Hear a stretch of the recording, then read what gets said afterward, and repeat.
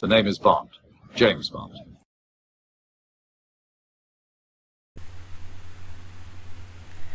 Hello, James Bond fans and community, wherever from you're listening to me. Now, this is Zain Ibrahim here from Zains007Fancast. This is my YouTube channel here, and Spotify has the same name. Please follow, subscribe, comment, share.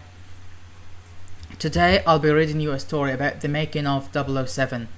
This is the title, of course. What made our beloved spy carry the 00 number, which means license to kill. He has complete authority to kill people on duty, followed by the orders and authority of the British government and Secret Intelligence Service MI6. Now here, the making of 007, Chapter 1, Born Between Two Worlds. James Bond was born in Wattenscheid, Germany, in the chill of early November 11th, 1920. His father, Andrew Bond, hailed from the rugged highlands of Glencoe in Scotland, a reserved, precise man whose work for the Vickers armament firm as a foreign representative took him across Europe's industrial centres.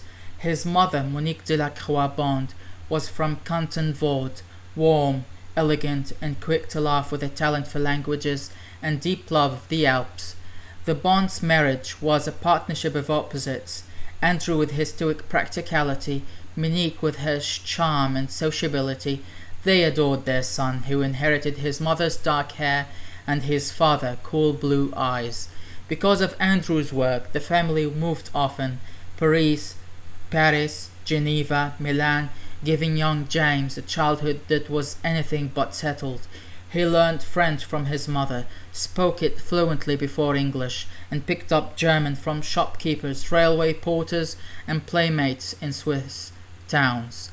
Life was a whirl of hotel rooms, rented apartments, and train journeys. James grew accustomed to travel, to watching strangers, and to adjusting quickly to new surroundings and blending into an almost seamless point. Chapter 2. The Accident.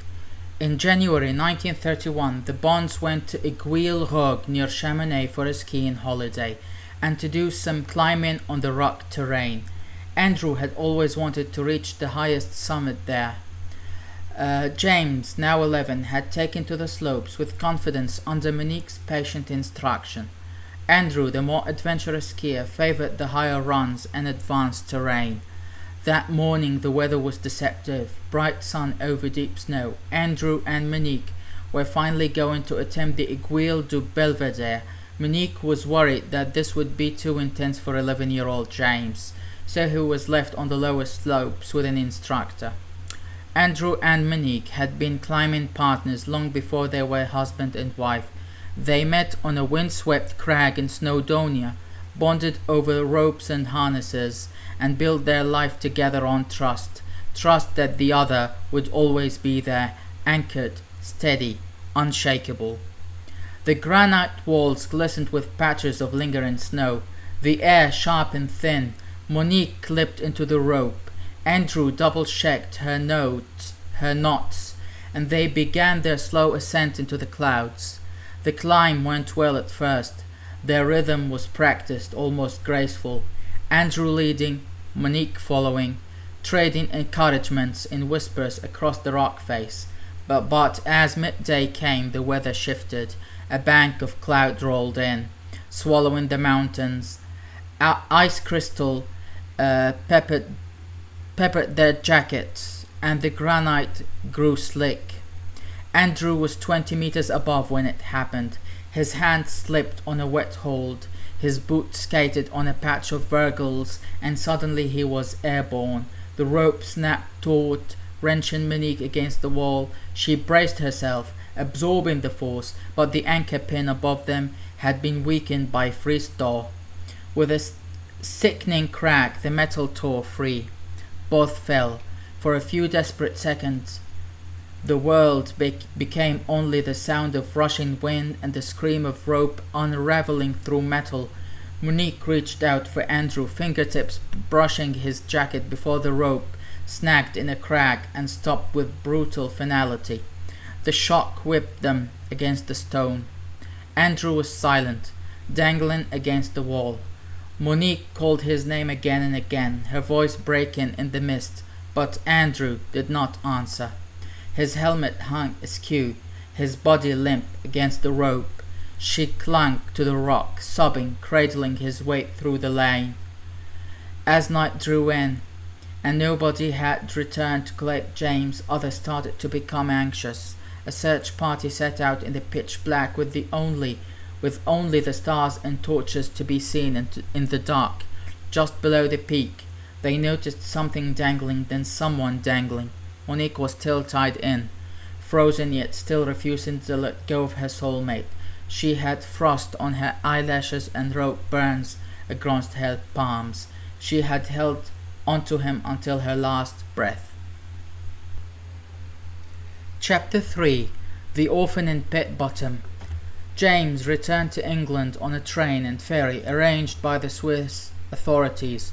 With no close family on his mother's side and few surviving relatives in Scotland, guardianship fell to Charmian Bond, Andrew's elder sister. Charmian lived alone in a small cottage near Pit Bottom, a quiet Kent village surrounded by fields and hedgerows. She was a writer of travel essays after being an anthropologist for many years, fiercely independent and unafraid of taking in a boy already touched by tragedy. She had seen everything, done everything, and had a lover in every port, often associating a place with a former flame. Paris, Pierre, Istanbul, that's where I met the glorious Ali, she would muse. The adjustment was stark. Gone were the bustle of European cities and the snow-capped mountains. In their place, winding country lanes and the distant cry of peasants. James roamed the countryside, fished in brooks and explored the chalk hills. Charmian gave him freedom but also structure. She hired a retired naval officer to teach him fencing, boxing and shooting.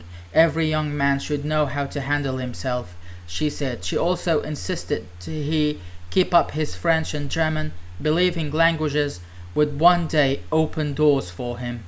Even at this age, James had a self-possession that unsettled some adults. He did not cry easily, and when he was upset, he hid it behind a composed expression. Loss had already begun to harden him. Chapter 4. Eton College. In 1933, Charmian secured a place at Eton College through Andrew's old acquaintances. The historic hall, steeped in tradition, were a far cry from the fields of Kent. Bond arrived with a faint trace of a French accent, an ease in conversation, and a wardrobe less polished than those of his classmates. Eton life sharpened him. He excelled in athletics, fencing, and swimming, and his facility with languages set him apart. He quickly learned the subtler games of school politics, who to challenge, who to avoid, and when to keep one's mouth shut. But trouble found him. During a spring holiday, an incident involving the sister of an older boy, scandalous by Eton standards, led to a discreet conversation between Charmian and the headmaster. The official reason for his departure was adjustment issues. Bond left without protest. He had learned what he needed, how to move among the privileged, and hide his emotions behind an easy smile. Chapter 5. Fettes College. In 1934, James was sent north to Fettes College in Edinburgh, the alma mater of his father. The colder air and sterner discipline suited him. Here, he excelled at boxing, cross-country running, and history. Fettes gave him a sense of endurance, running miles over frozen ground, sparring in unheated gyms, and reading late into the night. More importantly, it honed his skill at observing people. He watched for the way hands twitched when someone lied, or how a voice changed when hiding fear. Though he had made friends, there was always a part of him set apart. The memory of loss never fully left him. By the time he left in 1938, Bond had grown into a tall, athletic young man, confident without arrogance, and capable of slipping between worlds, traits that would soon draw him into far more dangerous arenas. Chapter 6. The Call to Service. With war looming in 1939, Bond joined the Royal Naval Volunteer Reserve rather than take a civilian post. His training revealed an unshakable composure under stress, a quality noticed by his superiors. Commissioned as a temporary lieutenant, he served on Atlantic convoy escort duty, battling storms and evading U-boats. The work was relentless and deadly. His fluency in French and German caught the eye of the Naval Intelligence Division, leading to covert assignment, landing agents on enemy shores, smuggling intelligence out of occupied territories, and on one mission, killing a sentry to secure his team's escape. Bond discovered he could act without hesitation, though the memory of that first kill stayed with him. By 1945, his adaptability, precision, and refusal to be rattled had made him a valued asset. Chapter 7. Into the Shadows. In 1945, Bond was quietly summoned to an office in Whitehall. A civil servant explained, "The enemy does not disappear when the shooting stops. It simply changes its clothes." Bond signed the Official Secrets Act that afternoon. Training took place at a country estate in Buckinghamshire. He learned surveillance, counter-surveillance, cryptography, unarmed combat, and the use of sidearms, favoring the small but concealable .25 Beretta. He was also schooled in fine wines, tailoring, and the etiquette of Europe's upper crust, the tools for slipping into any social circle. The hardest test was a life exercise in Switzerland. Deliver a sealed envelope to Geneva while avoiding a team of counter-agents. Bond bribed porters, stole a car, crossed a lake at night, and reached his destination, battered but successful. The envelope was empty. The lesson was survival. In 1947, he was quietly granted his 00 designation, his number 007. Chapter 8. The Two That Made 007. M had told him once, in the oblique manner the service favoured, that there were moments which marked a man permanently in the ledger of espionage. For Bond, those moments were two names, two brief lines in a file that would never be shown outside the Regent's Park building. The first was in New York, a city Bond had only known from films and travel books. He was sent under neutral cover to a suite in the Hotel Astoria, where a Japanese cipher clerk named Shingushi kept late hours and an eye for small luxuries. The work was quiet, almost domestic in its precision. Bond entered without being noticed, ended the business with the necessary efficiency, and left through a service exit before the body cooled. The report noted only eliminated, no complications. The second one was in Stockholm. In the bitter light of a Scandinavian winter, Svensson, a Norwegian who had been selling Allied secrets to the highest bidder, was careful in the way northern men are careful, slow to trust, slow to act. Bond shadowed him for a week, learning the rhythm of his walks, the shape of his evenings. When the moment came, it was on a deserted streets where the snow muffled every sound. The shot was clean. Svensson fell without theatrics, a dark mark in the pale snow. By the time he was found, Bond was back across the horizon. The service kept no medal for such work. There was only a number, entered neatly into the records, 007, and with it, the knowledge that from that day forward, Bond carried both a license and an obligation to kill when ordered, and to live with the weight of those orders. The boy from Pet Bottom was gone.